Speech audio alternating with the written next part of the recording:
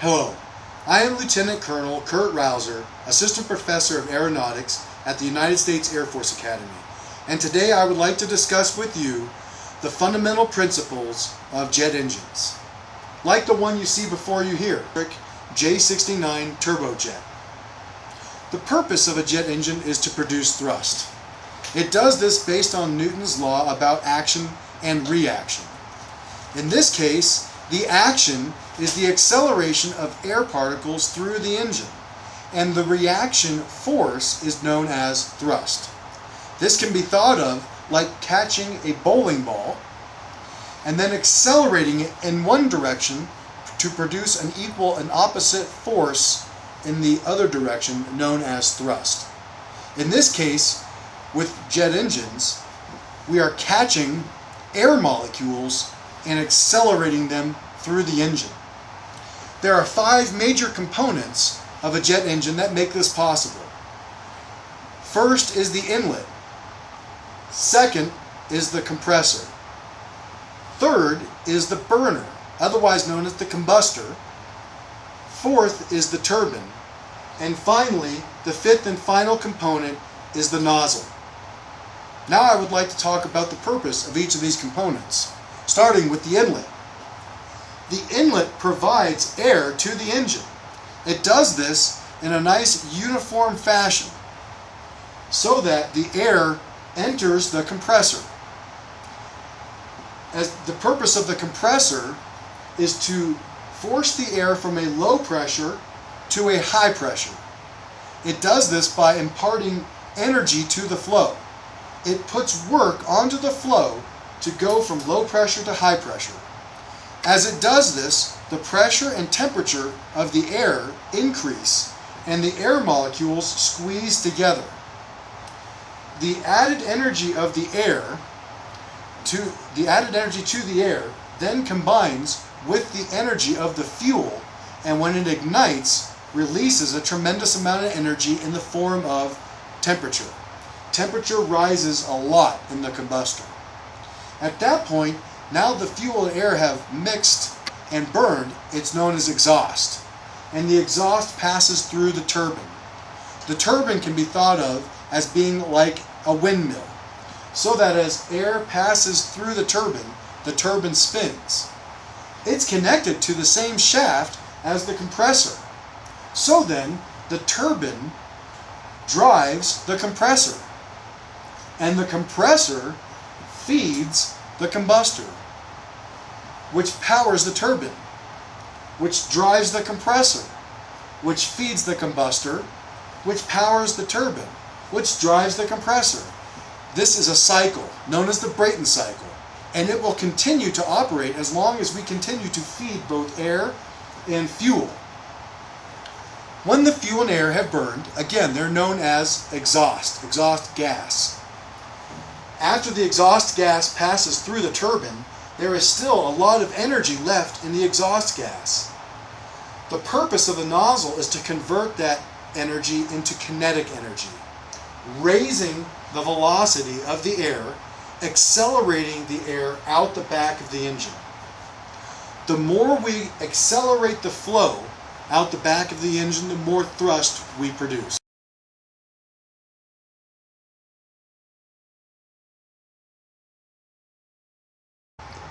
Here is a closer view of the J69 turbojet. As air passes through the inlet into the compressor, it is then caught by the compressor like a canoe paddle and forced deeper into the engine. This particular compressor is known as a centrifugal compressor, and air passes from the compressor into the combustor, where the air is mixed with fuel and burned to release a lot of energy. That burned fuel and air, known as exhaust, then passes through the turbine. The turbine is like a series of little wings that produce lift in this direction. As lift is produced, the turbine spins and drives the compressor. The remaining energy of the exhaust gases then passes through the nozzle and is accelerated out the back of the engine.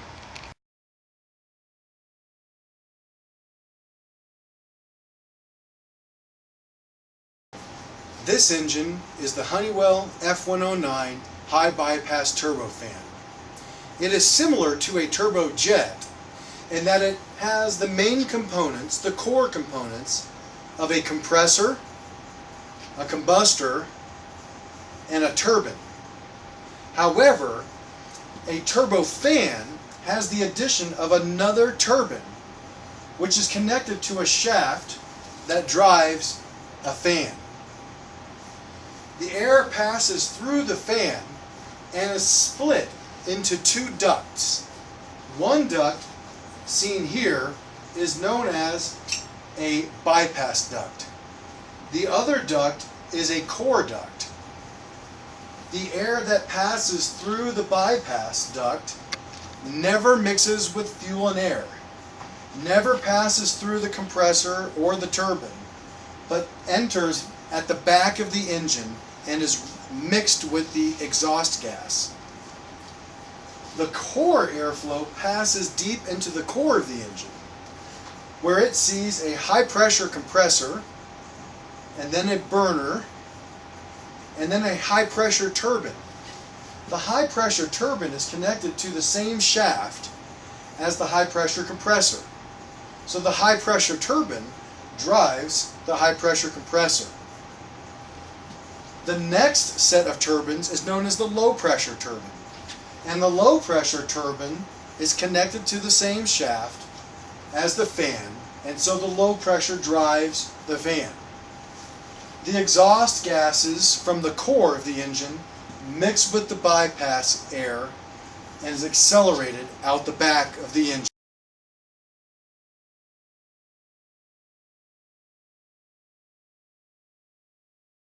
Here's a closer view of the F109 in motion. As air passes through the fan, it then enters an area where it is split into two ducts. This duct is the bypass duct, and this duct is the core flow. Air passing through the bypass duct will bypass the core of the engine and will mix with the core flow at the back of the engine. Air passing into the core of the engine passes through two centrifugal compressors. The airflow passes through one duct, into a compressor, through another duct, and into the burner.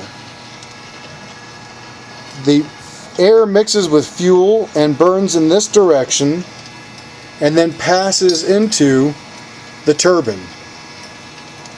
As the exhaust gases pass through the turbine, it spins, and that spins the same shaft as the compressor. Exhaust gases continue through the engine and spin the low pressure turbine.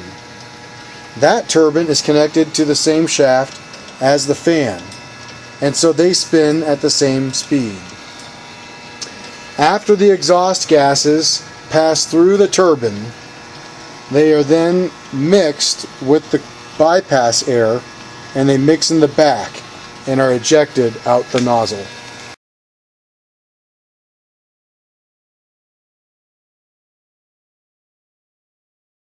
This is the Pratt & Whitney F100 low bypass turbofan. It's similar to the F109 high bypass turbofan, except the bypass duct is smaller, so that air passes through three stages of fan, and about half of it passes through the bypass duct and half passes into the core of the engine, where there are several stages of compression, and then the combustor, and then finally the high pressure turbine, which powers the high pressure compressor, the low pressure turbine, which powers the fan, and then the exhaust gases mix with the bypass air in the afterburner. The afterburner can be turned on or off.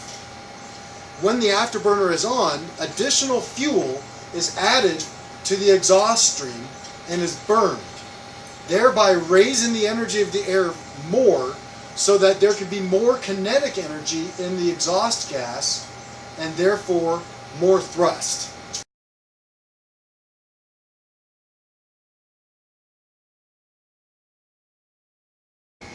Here is a closer view of the F100 low bypass turbofan, starting with the three-stage fan, which feeds the bypass duct, which bypasses the core of the engine and mixes in the afterburner. The remaining portion of the air passes through the core, starting with the high pressure compressor, then the burner, then the high pressure turbine, then the low pressure turbine, and then finally mixing with the bypass air in the afterburner. The afterburner is comprised of several rings in which fuel is injected and mixed with the exhaust gases. The burning takes longer in an afterburner than it does in the main burner. Therefore, there is a longer duct for the afterburner to completely burn the fuel and the exhaust gases. The gases then pass through a converging-diverging nozzle, which operates by allowing the air first to pass through a smaller duct and then enter into a larger duct, and as the area opens at the back of the engine, the gases accelerate to supersonic speeds, faster than the speed of sound.